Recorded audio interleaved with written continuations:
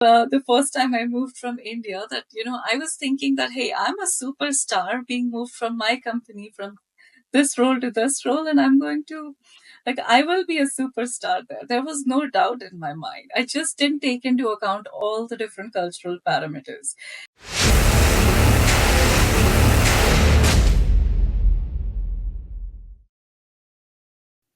Welcome, Richa, to Newcomers on Fire.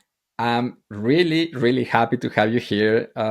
Some of the things that I wanted to chat with you is like, what a journey, Richa! It's incredible. You and we're going to be talking about this in the podcast, but just to give our audience a little bit of context and background about who is Richa. You have visited 50 countries and live in five. That's incredible. You were raised in a town at the foothill of the Himalayas. I just can't imagine, like, waking every day and, watching amazing mountains. Yeah, that's something that I love. You are an engineer with an MBA. You love to learn and debate, which I also do love to learn and debate. I'm always like, good for a good argument. You did something crazy. You paraglided from the top of the Himalayas. So I have so many questions about that. Your biggest fear that when I was like looking at your background and your information, Richa, is like your biggest fear is to fail as a parent and as a partner. And I was like, that's exactly, you're speaking to me. It's like you're reading my mind. So, and your lifelong goal is to spread positivity with your words, with your actions, with who you are. So with no further ado, I just want to say, Richa, it's an honor, it's a privilege. Thank you so much for saying yes to have this coffee chat with me and to share with the world. How are you? I'm great, Miguel, and thank you for having me. It's an honor and privilege, to talk to you and to your community as well. And thank you for that great introduction. That was really thoughtful. You are a rock star. You're a rock star. So before we start, I also let's do some questions, rapid fire questions to break the ice. Very quickly, do you like coffee or tea? Ati, Amazing. Early bird or night owl? more of a night owl, still. What's the favorite city that you have lived in? Oh, my favorite city. Actually, my favorite city is Bonn. Even though I've lived in even Paris, I still think Bonn is the perfect quintessential city in my mind. Bonn, Ontario. No, Bonn in Germany. Yeah, and I Oh, okay, like okay. Toronto also. I really like the casual vibe of our city, and yeah, there's so much to Yes, do. in Germany. That's amazing. One thing that you can't live without while traveling. I can't leave without travel when I'm traveling. Yeah. So, what is one thing that you cannot live, or like, yeah, that you cannot enjoy, like whenever you're traveling? Uh, I have to have my tea. That's really an important See, part of my day. Yeah, yeah. amazing. And lastly, what is the first app you check in the morning? Gmail, Social media? Gmail, Gmail. Oh, Yeah, my Gmail. mail. Yeah. Yeah, What me about too. you? Oh boy. We have a private community within Newcomers on Fire called Try Faster. That's my go-to at the first time and at the end, just because amazing people are sharing incredible things. Like, I love how ordinary people do extraordinary things and just share, and they're like so willing to help each other. So yeah, I'm addicted to that. Yeah, I've Uh, had the privilege of joining your community, and I can say that, I'm really so taken with all the engaging conversations happening there. It's like a place to be. I know it feels like home. When you are not when you are starting a new journey, and when some everything feels like foreign and rare. That's a place where it's like, yeah, you know what? Like, I'm back with my people. It's like back with a place where I feel safe to share, to ask questions that I feel dumb asking, or like, for example, I will not post on LinkedIn something because, of course, like it will impact me in my career, or like I will not post a question there that might be to in my mind dumb to ask. But in this community, it's like everything's welcome. So it's like ask, because this is exactly what you should be doing, and practice, ask, practice, learn, improve, help each other. Amazing. Um, so Richa, uh, where to start? Your journey is fascinating. You have lived and worked in 5 different countries across continents. So, can you tell us a little bit more about your journey? Who is Richa? Why you have that kind of experience and journey across different countries, and also what brought you to Canada? Great, thank you. Yeah, so I think if I talk about the journey, yes, I'm someone blessed with an incredibly beautiful family coming from India, and yeah, now I'm living with my husband, and I have a daughter, 3 year old, who's like the center of my universe. Apart from that, like growing up, I always had this curiosity to explore the world, to see how people in different parts of the world live their lives. And where we're in India, and the time we were growing up in the 90s, that was a time when we saw a lot of movies about life in Europe, so that fascinated me as a kid. And like to me, as soon as I was like, ready to make my own decisions, one of my decisions was I wanted to live in Europe and experience that firsthand, like not as a traveler, as just experience that, and then see, what do I want to do beyond that. So yeah, I really enjoyed that. It's one of the most beautiful continent in the world. There's so much to do. And after a while, after about 4 years there, I started missing family in Europe, because everybody I met was somebody I had just met a few years ago. I was feeling lost with that, losing that connection with my home.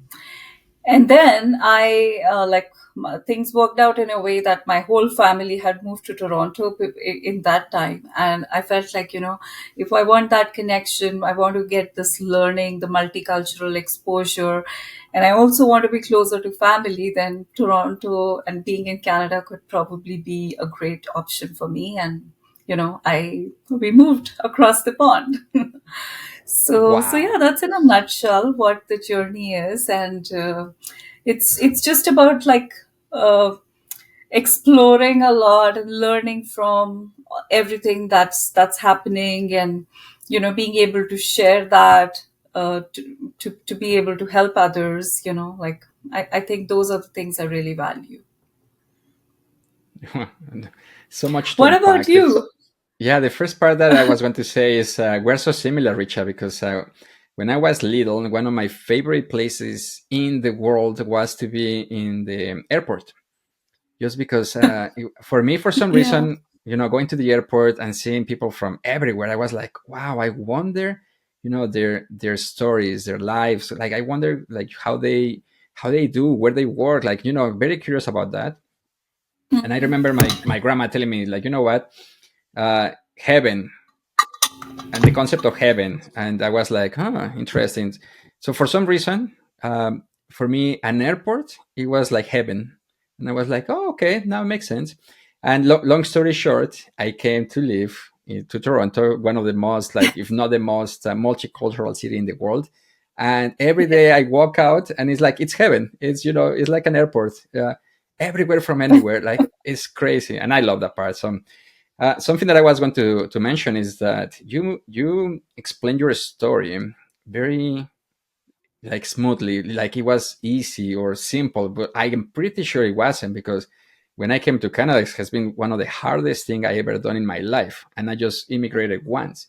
You did it 5 times. So can you break it down a little bit more, like share more about your challenges, or like what happens? You're a professional newcomer in a way, so you have done it so many times, so you have so much experience. So if you can tell us more about that journey of, like, identifying those challenges and what happened. And you wrote a book, so we're going to be talking about your book. I have so many questions about that, but yeah, like, very curious about that journey of, like, okay, now again, starting again from scratch. So what happens? Great. I'm really happy that I'm not the one asking questions, because generally that's how my coffee conversations go, and somebody's so much more curious. So thank you for all those insightful questions. So yeah, to answer your question, it wasn't easy, it's just that, like, you have this dream and the passion to make it happen, and then, like everything, you just keep taking action, right? And I'm sure, like, I've read a lot about your journey as well, Miguel, and I've always gotten that impression that, you're always making up that mind that, hey, this roadblock, it's not going to stand in my way. I'm going to push through this, and that's what I have seen. And I think that was coming in so naturally, because of some of our background, and like the upbringing we have when we are growing up in developing countries. We're like so curious to see things in different parts of the world, and like we're used to facing those challenges quite often that might seem like roadblocks, and overcoming those. So yeah, and I would say that initially it's tougher, and then over a period of time, of course, you pick up skills, you learn to do it, and you've experienced those moves a few times. So things become easier, and every time, it's like you would probably add a piece of the puzzle that's missing, or that's something that you felt like you missed out on. That, so it's always learning and progressing along the way. When I moved to Europe from India, it was very tough. Like, I think I had more of those personal challenges. Even though I was in a beautiful country, I had my husband living in a different country, and I was in a different country. So, uh, going to meet each other on the weekends, that's, and then compromising a lot of your personal time to make those choices. And I think the other part was, at work as well. Like, it's not just knowing how to do your job, the technical skills. It's a lot of those softer skills, which you see, that communication, the way it's done in different parts of the world, even when you're speaking the same language, could be so significantly different. And there are so many factors that influence that, which I also share in my book, which has been kind of the biggest learning, applying that in situations, how you are interpreting certain things, finding the right questions to ask. It's a huge learning, and it takes several years, as you would know, right? So yeah, so I think that's where I had focused on, and I realized after a while that, hey, I am communicating something, but it's interpreted in a different way, and vice versa. And how do you keep reducing that gap? So yeah, those were some of the initial challenges. Luckily, by the time I moved to Toronto, I think I had a much smoother start, unlike, I know, the experience of a lot of other immigrants. I was a bit lucky there, and I could rely on my past experience and leverage some of my connections. Working with PNG, I had connections who were all over the world, and some of them were in Toronto. So it was easier for me to kind of break into the market. I hadn't expected that I would be working within 6 months of coming here. However, I was working within 2 months of coming here. So that was, and at a kind of role that I was doing in the past. So it was not like I had to start from scratch. So a lot of things were easier for me. And I know it's not it's not like a set pattern for everyone. However, challenges do come, like, even if you can have certain things easy, there would be certain other things you'll have to learn along the way. And I feel like sometimes we become our own worst enemies, and we put so much pressure on ourselves when we are in those situations, starting something new, and like really trying to get it is good, but just putting that excessive pressure, that doesn't help. And this is what I got better at in time. Like, when I moved to Toronto, I was like just comfortable and accepting of anything that was going to come my way. And I think that mindset helped me. So I'm sharing this because I feel like that's so hard to do in the moment, when you have that pressure that you really want to find a job and a footing in a new country. However, you are also becoming your worst enemy and putting that constant pressure. And if some way you learn not to do that so much, people can see much better results. I see you Oh smiling. wow. where were you when I came to Canada? I wish I could have asked your questions because I right now, like, just things that come to mind is that you came to Canada already knowing that it was going to take time, and just like, oh, I was surprised I found a job in 6 months, and I was like, oh, interesting, because my mindset was like, it's going to take me 6 weeks, 6 days. It's like I need to find a job. I'm top of the food chain in Mexico. Like, definitely here is going to be easy, no? So that contrast of expectations crashed significantly with reality for me, and that created a lot of like stress and pressure, and I felt like a failure. And inside of me, I was talking to myself like, oh, that was dumb, or that's not like smart enough, like you need to be this and that, like all of that, of course, just brought you down. My emotional intelligence, my emotional energy, it went down. And for the first time in my life, like, I never experienced that kind of like phenomenon of like, why do I feel like this? I do not recognize myself anymore. And then it took me so much time to just navigate out of that hole by myself, because as a newcomer, or especially in my case, I have never accessed mental health resources or therapy or anything like that. So first time ever, it was like, oh, do I need help? I don't know. What is this kind of feeling? Depression? What is depression? And yeah, it was self-induced in a way, just because of the journey. And immigrating to a new country it's tough. It's really tough. Like, I'm not going to shortcut it, but it doesn't have to be, especially if you have the right guidance, like Richa, the right mindset, and the right community. I think those three things are the ones that help you a lot. Another thing that you mentioned, Richa, is that how you bring yourself into the new situation and just like keep learning and not keep adding into the equation. And the thing that popped in my mind was like, you are so right, because sometimes when I'm working in Canada, it says like, hey, you know what, we don't have funding to do this, and the first thing that comes to mind is like, so what? It's like, yeah, we don't have money, we cannot do it. It's like, well, like, I come from a country where we do things without money, so there is a way. Like, if there is a will, there is a way. And it's not about the resources, it's about being resourceful. So let's think about this. And yeah, for sure, like, and I think that's one of the things that has helped me a lot in my career, to say like, oh, Miguel is the chief of getting things done. Give this to Miguel, and it's like, it's going to happen, just like, because he doesn't see it, or a lack of resources as a problem. So it's like, those are the elements where I see that your story and my story is like relate so well. And I was like, huh, you know what, you're right. Yeah. You make a great point, Miguel. So, talking about, seeing your advantage through your conditioning and your upbringing, I think that's something that has taken me time to learn. So I think, yeah, like just recognizing that the things which I consider as my strength, like my work ethic, my resourcefulness, curiosity, drive, all of that is coming because of my background. And it took me a long time to see that. And I see you mentioned, recognize that as a strength, and that's something great. So I just want to acknowledge you for that. And you know what, it's crazy, because sometimes, again, if our inner voice is too negative or too loud, and it's like, for example, something that I remember is like, I'm really good at doing financial models. I can do them with my eyes closed. I enjoy it so much that, I don't know, it's kind of, it's my passion, my hobby. And then when people say, what is your strength, I will be like, I don't know, I don't have any value, I don't have anything, no? But then once I started to identify and see that people value those things, or like some people will help me see, I was like, oh, actually, I'm really good at this. Like, top level. And I've been competing competitions, won competitions, and that kind of thing. Is like, actually, you're right. Like, that's one of my strengths, just because, it's in the center of my ikigai thing too.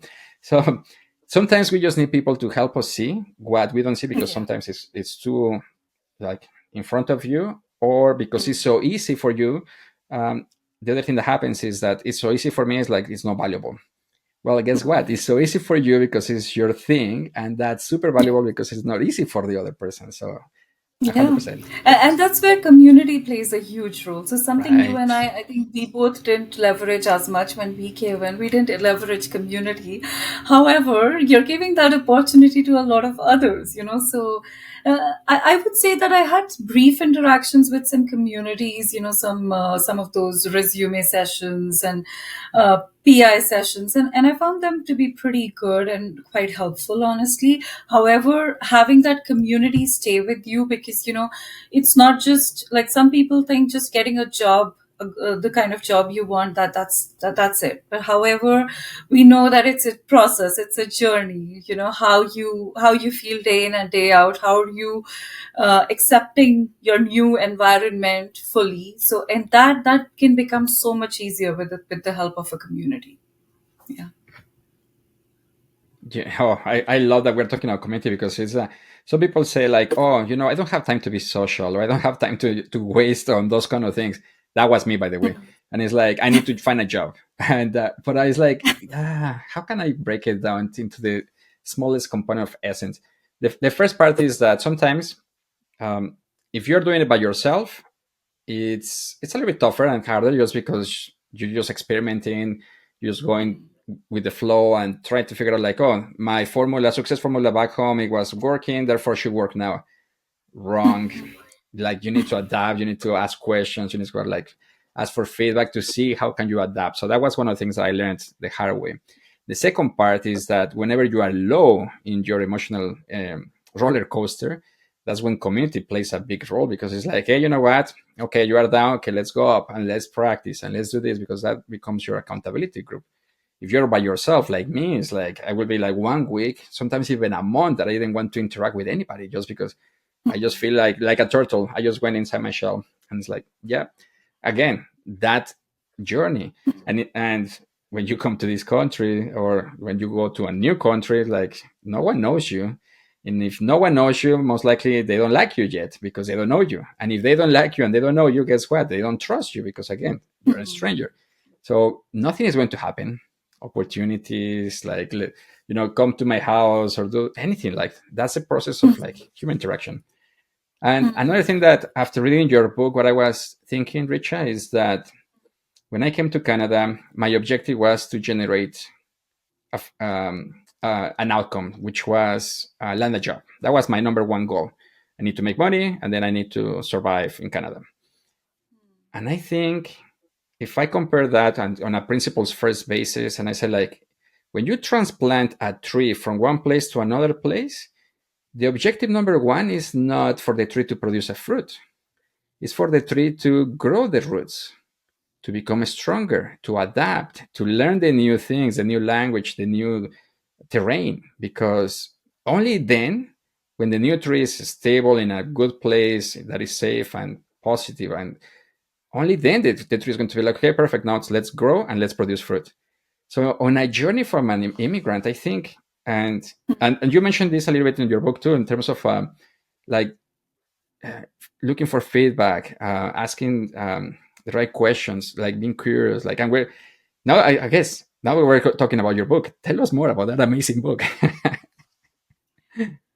Yeah, so yeah, I think what you're trying to like differentiate is survival mode versus thriving mode, right? And Right. yeah, that requires a huge shift within ourselves, and it takes a long time sometimes, right? Even for me, I would say that sometimes we get so used to operating in that survival mode for too long that it's hard to switch, and it's just a journey that I'm still trying to make, so I'll be honest about it. uh, in the book, yeah, so the book was something that I had all of these different experiences, and I was interacting with a lot of people over LinkedIn, and I was starting to write and share my journey on Medium, and I was getting those kind of questions, and I was like, hey, this it's very easy for me to answer this, and if it can help someone, just have something that was missing at the time I moved from India. If somebody had given me that hey, reality check, try to know these things. It's not like as rosy as it's in your mind that you're going to go and you're going to find a job, and that's it. Because you have to change yourself as a person. And not that there's anything wrong with you, but different environment requires you to be a slightly different version of yourself, right? And to be more effective in that Exactly. environment. And yeah, so that's how that book came into being. I felt like, okay, I need to write something, and I don't want to write pages. I just wanted to make it short and crisp, 18 pages, just so that at least it gives someone the right things to point them towards, which I didn't know. I had no idea what to do that. And I think I had so little self-awareness well, the first time I moved from India, that, I was thinking that, hey, I'm a superstar being moved from my company from this role to this role, and I'm going to, like, I will be a superstar there. There was no doubt in my mind. I just didn't take into account all the different cultural parameters. And just for context, if I compare India to Europe, if I look at it all amongst the cultural differences, like direct versus indirect communication, the way feedback is given, or the way decision making happens, if India is on this spectrum of that scale, Europe is in somewhere in the middle, and North America is on the other spectrum. So, like, coming from here to here, I had to first cover this gap. And then, of course, I thought when I came to Canada, it'll be easier for me, because now at least I'm focused on the right things. But I can tell you, there are discussions that happen, and I sometimes feel like, okay, what could I have done better? And I still go back to those 8 parameters, and sometimes I have to tick all of them, that this is how I could have shifted my perspective. So yeah, I'm Wow. sharing that because it's a journey, and the best way to go about it is to be kind to ourselves, and take it Yes. step by step. Yeah. So, very quickly, a couple of things. I love your book because with 18 pages, you gave so much value that I haven't seen sometimes in books with 100. So you're like a enough love kind of person that says like to the point, and here is the framework, here is the thing, and examples, and it was like, wow, this is amazing. Like again, well, the links in the show notes, check it out. It's amazing. One of the Thank you. things that you start your book with is like talking about the stage of honeymoon, and then jumping into the stage of everything sucks. Can you just tell us more about that? Because I when I read that, I was like, she's in my mind, she's reading my mind. Yeah, that happens every time. Like, I wish that wouldn't happen. That Wow. I'm in a new place, and it feels like, okay, this is paradise. Nothing can go wrong, Yeah. and it's what I had been wishing for all along. But later on, I realized that this is the honeymoon period, and thankfully, by the time I was in Toronto, I knew that that would be the case. That the first year, 6 months to 1 year, would be that time, and then suddenly uh, reality will kind of start hitting, that there are so many things I need to change, and that's a lot of pressure on you. And that's why you start feeling like everything sucks. However, that's not true either. Both Yeah. of those states are not true. And that's when, like, getting to that balanced state where you know the good and you understand what it takes, like what else you need to put in. I think that journey becomes easier, and it was only with time. Yeah, and sometimes when people are new, I have seen, like, I was talking to my trainer, and he was telling me, I've been in Canada only 6 months, and I feel like this is it. I was like, I don't want to, burst your bubble. And it's not Right. about Canada, it's about anywhere in the world Oh that's new to wow, you. fascinating. I think my honeymoon period lasted 3 days when I said like, oh, my English level is not the thing that I thought, Oh, and it's like, oh, I don't understand people sometimes. People don't understand me, and I was like, oh man, what happened? And then immediately after that, I didn't went through everything sucks right away, but I got there for sure. Not that far, like not that like it took me it took a little bit of like time just to snap out of it. I remember a mentor. I love this mentor. He told me something I will never forget when I was like, in the everything sucks kind of phase. And I was telling my mentors, like, you know what, systemic, this is racism, this is like systemic underemployment, the policy, like all of this is wrong, wrong, wrong, wrong. No? And then this mentor, which I love because he was very direct and I love direct conversations and communication. He told me, Miguel, if everything sucks and everything is too tough, go back to your country. And I was like, whoop, I don't know, like a cold water shower just on top of me right away. I felt like that because I was like, actually, no, it's not that bad. Actually, let me, and then that helped me just to change my perspective. And since then, he pretty much, I learned from that moment that I can only focus on two things: my attitude and the activities or the actions that I'm taking. How do I react to the fact or the thing that's in front of me? So if I get a rejection letter, will I go into victimhood perspective? It's like everything sucks, and again another one, or will I be like, okay, I'm one closer to that yes. So that is what I can control. Everything else I can't. So I think from what What you're did you learn describing out is of that? Yeah. exactly the mindset and the importance of that. So it's huge. Two more things that I've seen in your book that I love. One of them, you talk about the importance of accountability and self awareness. Can you just go a little bit deeper without, like, of course, we're inviting people to read your book, but can you just share a bit about that? Why is important? Yeah, so the kind of problems you're describing, and it's like I just want to acknowledge it's not easy, when if you haven't spoken English since you're a kid, even when you speak the language, it's really tough. Because of all the different cultural factors, but when you don't when you're not feeling comfortable in how you speak the language, then those doubts are bound to come, right? And yes, like we're going through those situations, and then this important question comes: hey, do I stay back or do I go back? And that's a choice everyone has to make. And I know that there are lots of people who go back in that moment, Yeah. and it's okay. I think it all comes down to values, like in terms of my values. This was the right decision, that I wanted to continue my learning, and like see how it fits in. And I'm also open to the idea that if someday it makes sense, I might go back home. However, I don't want it to be for this reason. Like, how we do it Yeah. is important. Like, I wouldn't want us to feel that, hey, because we can't do this, we're going away. But tying it to your values and being crystal clear about that could help. So yeah, I'm just like sharing that perspective because that's important to be able to develop accountability. If we're not clear about our values, then we will not be able to, we won't know what to hold ourselves accountable to, right? So and it's not natural. Like, I've not seen a lot of people to whom taking accountability comes naturally. Somehow, like, the way world works, it's easier for us, no matter in which part of the world we are. It's easier to say, hey, the problem is somewhere, we're doing our best, Yeah. the problem is somewhere else.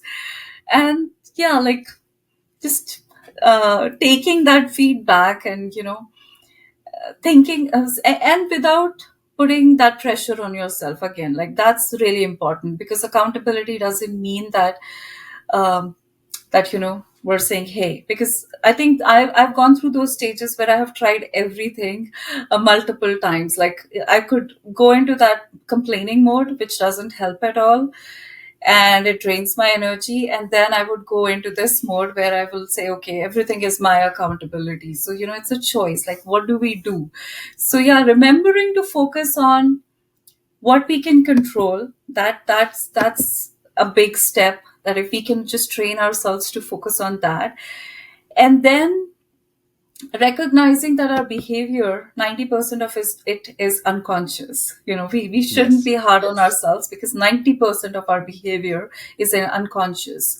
And it will not take time, like, it will take time to change something that you have been doing a certain way for 20 to 30 years of your life. So yeah, and then it's not a linear process. I mean, there are stages I felt like I've taken a step forward, and then I'll take two steps back.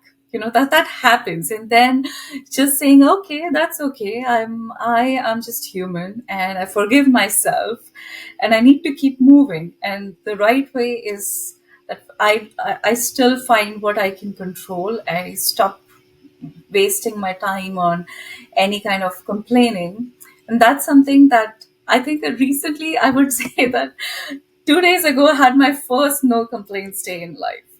I had been tracking that can I, like, do a day where I don't complain about anything, whether it's something external, whether it's my daughter trying to find a new way to do something. So yeah, like I'm just sharing that in all honesty because it takes time and it takes a lot of practice. Oh What wow, I about love you? What how are you. your thoughts? Oh, exactly. What I love is number one. You're so right. Like there was not a day that I didn't question my decision to come to Canada if it was the right one. Especially, it took me 5 years um, to find an entry level job in my profession. 5 years of survival job. So I was constantly thinking, I think I made a mistake. I think this was not the right thing. Like back home, I will be at this different level. I will be making this much money. I will have somebody to help me clean the house. Like right now, I'm just, all of these things, I was just constantly thinking about them. So definitely, I understand the pressure and what's happening. And there is a statistic recently that was shared that a lot of people that come to Canada within 10 years, like 20 to 30%, they go back home. So, which is scary and sad at the same time because when I came to Canada, I sold and I gave and I did everything to come here. So I put everything on the line for this dream to happen. So that's why, even though I was in a very difficult situation for my first 5 years, it's like I'm not going back. Like it's like I burned my boats. There is no other thing that's pushing through, and maybe because of that, I was able to stay. But just to give you an idea of my timeline, came to Canada. I became Canadian first before landing a job in my profession. Like I became Canadian at year number 4, entry level job at year number 5. By year 8, I got a job similar to what I had before. At year 11, I was able to buy a house. And year like what 13 is like, yes, I'm living my Canadian dream. But then looking at the statistics, the cutoff is 10 years. And yeah, to your point, like a lot of people say like, no, screw this. Like I'm not wasting more time of my life. Like this is taking Hmm. forever. It's tougher. It's crazy. So No, I'm 100% glad. mindset and talking about it. Yeah, no, I really like your story because of those reasons, like that perseverance, that belief in yourself and just embracing a learning mindset. Because a learning mindset is also something which is easy to talk about it's so hard to implement. Like embracing that failure for what it is. Like taking that emotion out of it over a period of time, and even if it takes time to process it, I think it is okay. And then thinking that, okay, this is what I would like, the best version of myself would do in that situation. So yeah, I really admire your journey, Miguel, and it's And I so admire inspiring. yours. uh, Oh, thank you. Questions about very quickly about your adaptability because we're almost running out of time. But quick question about with so much like the question that I have for you is how do you manage to adapt again and again? What do you have tips that can you give people that is like when I come to a country, this is what I do first. So now that I have done it for 5 times, this is kind of like my framework. Like, yeah, what would be your advice? So my advice would be that, you know, uh, I read an interesting quote by Marie Forleo. She said the only time people change is when they're still in diapers.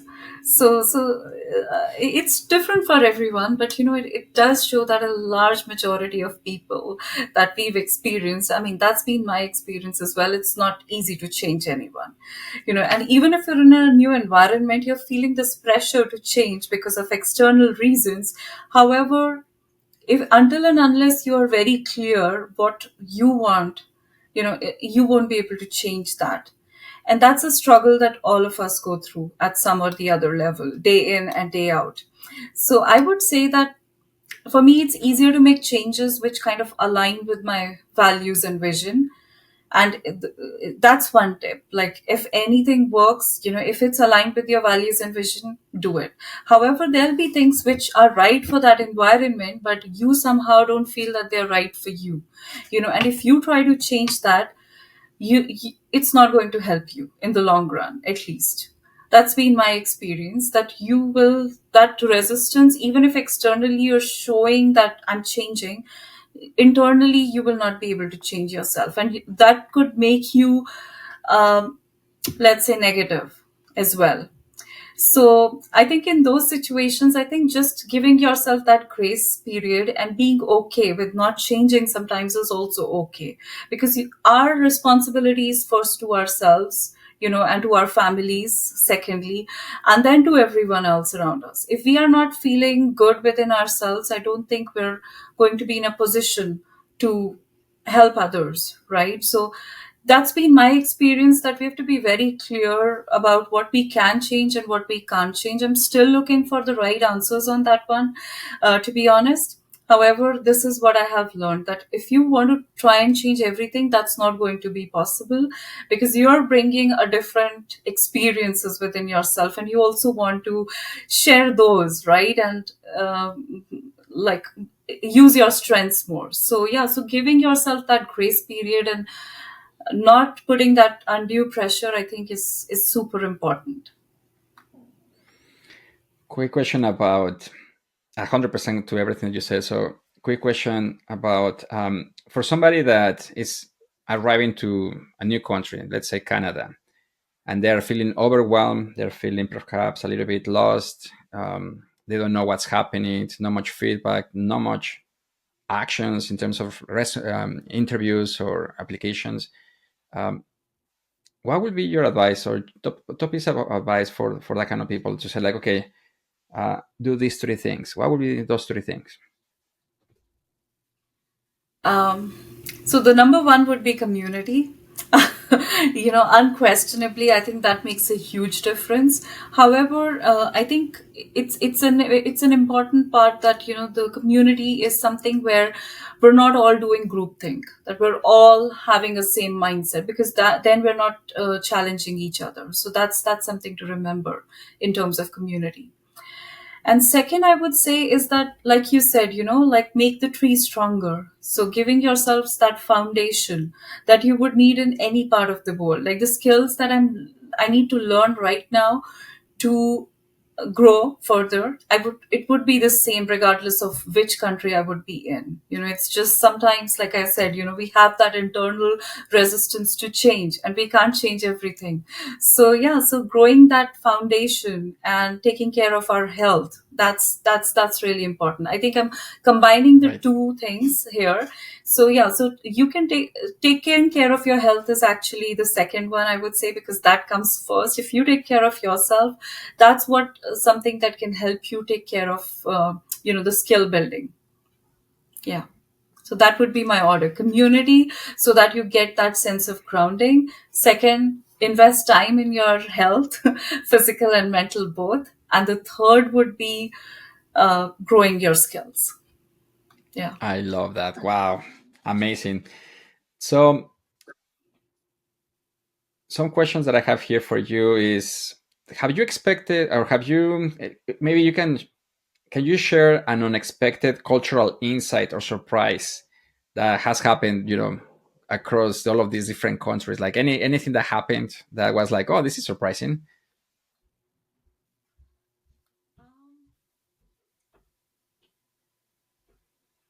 That's a great question. I'm just thinking of, if the examples which are coming to my mind are more of certain things that I didn't know about certain cultures, and I was pretty surprised, or somebody showed curiosity about knowing my culture, and I kind of went overboard with that. So yeah, so I'm just trying to think of an example that would.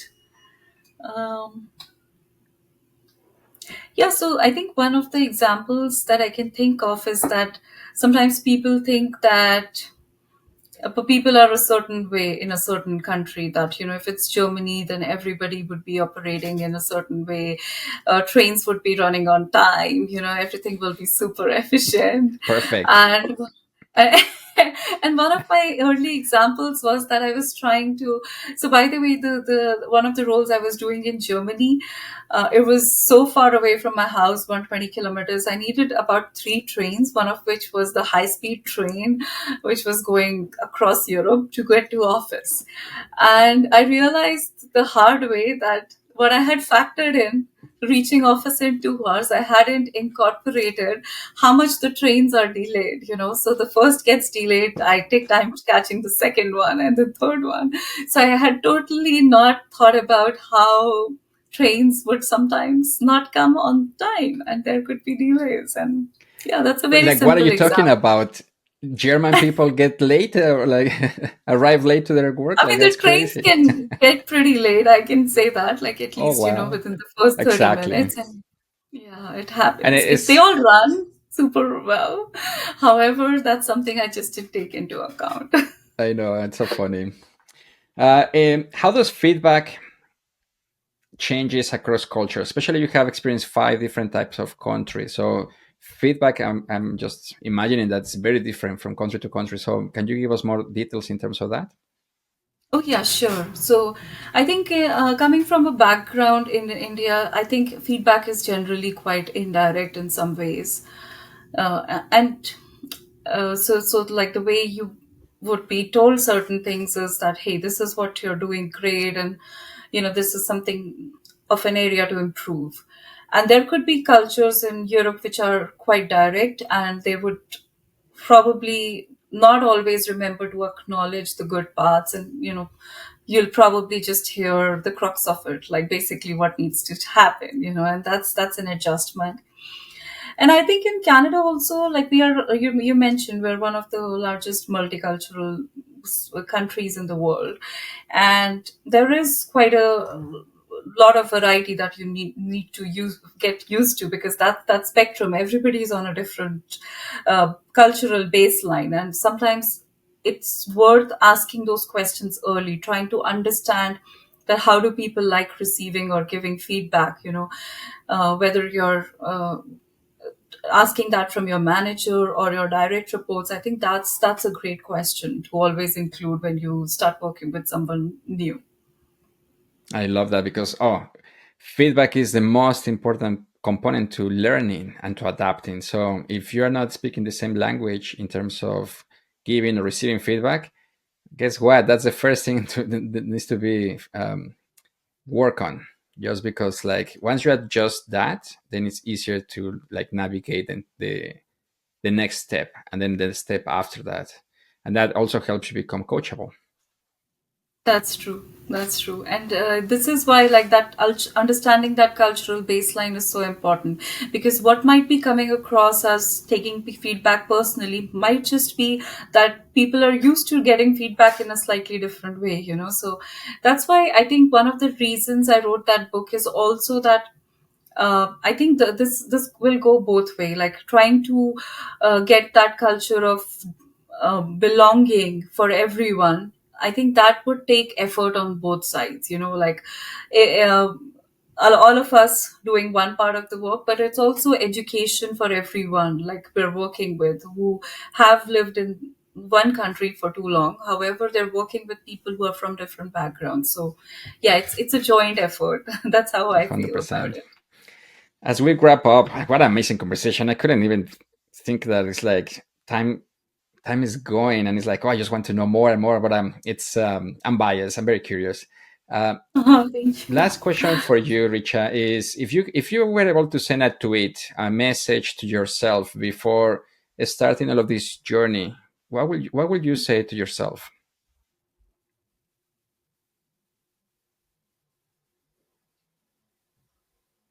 I would say not acting on my first instinct. That will be, let's say, the first lesson for myself. Because if I can learn that, then I can learn to be mindful. Then I can learn to be more self-aware. Then I can focus on learning and everything that comes together. So yeah, not acting on your first instinct, because that's coming from that unconscious, subconscious part of your mind and your conditioning, and that might not help you.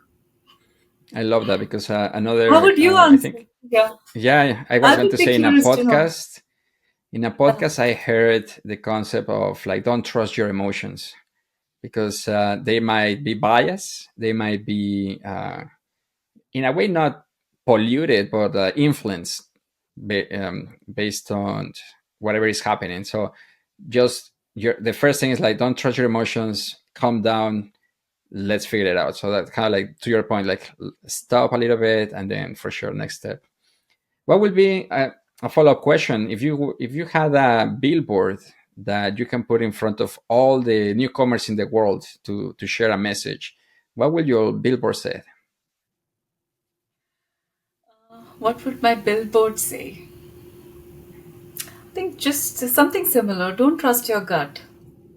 Like cross check. Cross check your Yeah, gut. yeah. Lovely, lovely. Yeah. And my last question for you, Richa. Um, who is the person or the people or the group of people that are very important in your journey that you are so grateful that because of them you become like the amazing person you are today? Well, there's lots of people, for sure, and I think family plays a huge role in that. So, yeah, my parents actually for giving me all that base in life, and then my husband for being like a true partner in everything, every challenge that has come through in 11 years of our marriage, and just being that rock that can tell me that hey, it's okay, we can figure this out together. And then yeah, like a wider network of friends that I have, and the relationships I've developed over the years. I think I've been blessed with some really good colleagues and some great friends, who've been in touch over the years. And then I've also been lucky to find a lot of online friends over the years, because as an expat, sometimes when you don't have people around you, lean on those online channels for support. And I know that you've also experienced something similar. So, like I've learned to make that connection even when the person is not in person with me. And that's been hugely beneficial for me sometimes. Yeah. Amazing. Oh boy. And lastly, what is your next adventure? You jump from the Himalayas or you paraglide from the Himalayas. So that's incredible. What's coming up for Richa? So that was before I had like married, because my husband is quite risk averse in comparison to me, and he would have probably been able to influence my thinking on that. And also, I didn't have a daughter that back then. Right. So I think the next adventure is for me like now it's every day. How do I do the best that I can every day, and yeah, like just be of value to others, be the best parent I can be. So the way I define my adventures have changed over time drastically, and I'm Yeah, equally excited by all of this. I don't need to jump from let's say a mountain to feel the same way. Yeah. 100%. Well, Richard, thank you so much for sharing your wisdom, for helping us a lot, and for being just incredible. Thank you for that. Um, Thank you. and you are always welcome back to continue sharing because it seems that you're in this journey of like helping people as well. I would love to be back sometime, Miguel. And yes, I would love to find another time to talk to you more and learn more about, everything you're doing to help immigrants in Canada. It's quite commendable. I wish you a lot of energy to keep going. And yeah, any way I can help and support you and your community, I'm happy to do that. Oh, amazing. Thank you so much. Thank you. To your Thank success, you. Richa. If you have been enjoying our show and finding value in the stories and advice we share, please consider supporting the show by leaving us a review on Apple Podcasts and Spotify. We hope you enjoyed this show and that it helps you to find your way or make your way. If you found value, share it with someone who needs it. Until next time, to your success.